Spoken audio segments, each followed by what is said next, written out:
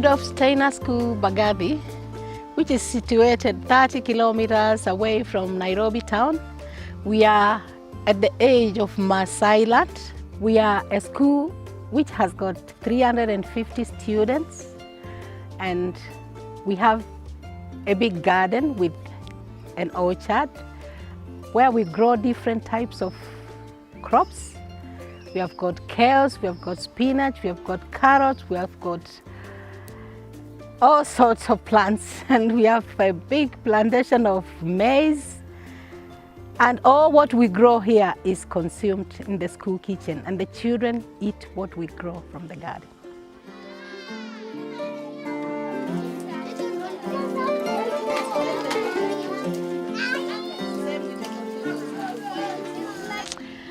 In 1994, when I came to this place, the school had only a kitchen garden, which was very small.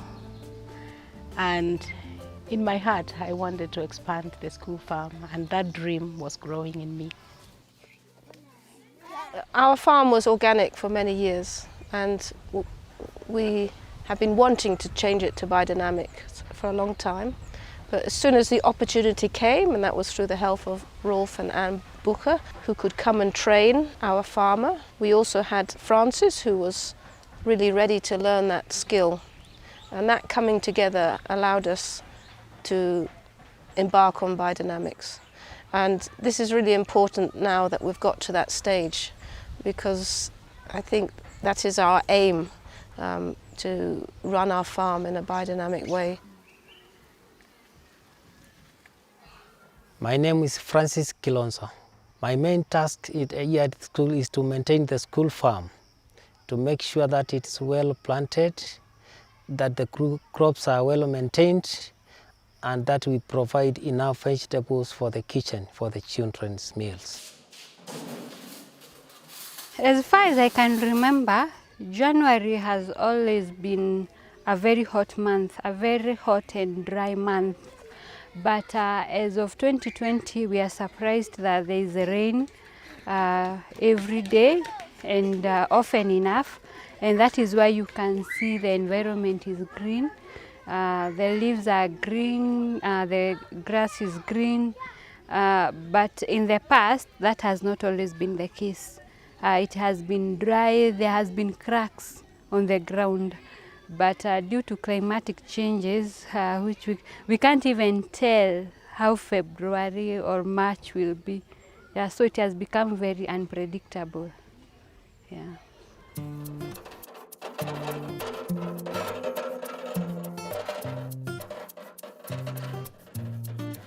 The type of soil we have in our farm is the black cotton soil, which is very hard to crack, very hard to dink. During the rain season, it retains a lot of water, which makes it difficult for the crops. When the rains go, it gets dry very fast and makes hard for the crops to survive. It's also hard for some of the crops like tubers, like carrots, to penetrate through.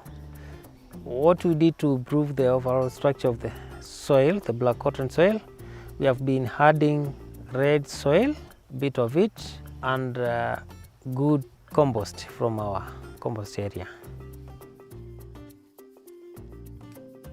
Our method of making the compost, we use the available organic materials.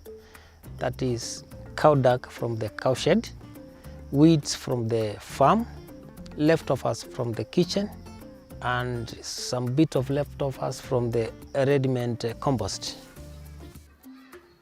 Every compost heap requires 5 different preparations. You get the 2 grams of each prep in every hole of every heap. Then after doing that, now you stir 5 mils of valerian liquid in 1 liter, then you apply on top of it by sprinkling. Then after that, you take hay or the variable material for organic material for covering, and you leave the compost heap to rest and continue its process. We also have trees that we use for fodder for our cows. We grow purposely for the cows. The cows are so important for the farm because they produce the basic material for compost, that is the cow dung. And the cows produce normally the best manure. When we are having our lessons and we want to classify different types of food crops, we start talking of what we have eaten right from the previous night or for breakfast that morning. And children are able to mention different foods that they have eaten. And from those foods, we start tracing where the food comes from.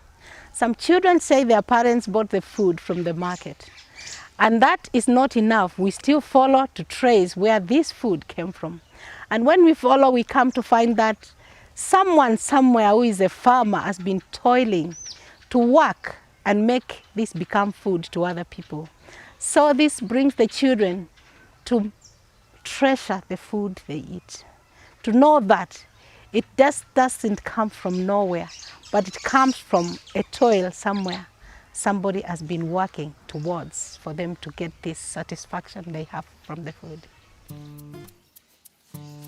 We feel like this food is natural medicine because it prevents diseases. You are not likely to fall ill when you eat such food that is grown without pesticides and without any chemicals. We take in these children when they are malnourished. They come from a poor background, so they do not get enough food for their health. So by the time they are coming here, they are not strong enough and they do not have the right nutrients for them to grow naturally. But once they come here and they feed on this biodynamic food, their bodies take up that nutrients very fast, and you can see the changes in a very short time.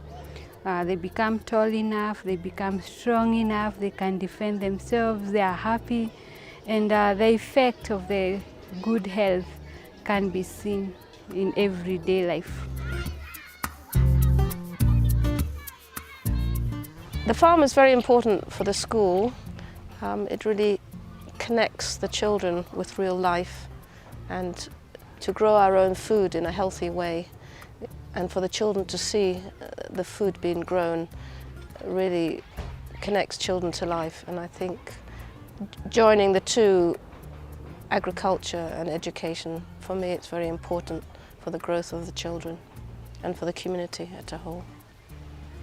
I can see a very great change with the practice, because the meadows, the grass was not growing as fast as it's growing now, and the crops are very healthy and they grow faster. When I look at the biodynamic way of farming, I can see the big difference of combining organic and biodynamic farming. The biodynamic farming has really changed the quality of the food we produce.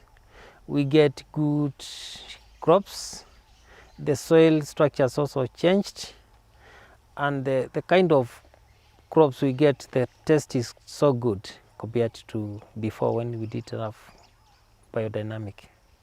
I have come to realize that when the children leave our school and having had all the practice on gardening and working with the crops and the plants, they do not stop there.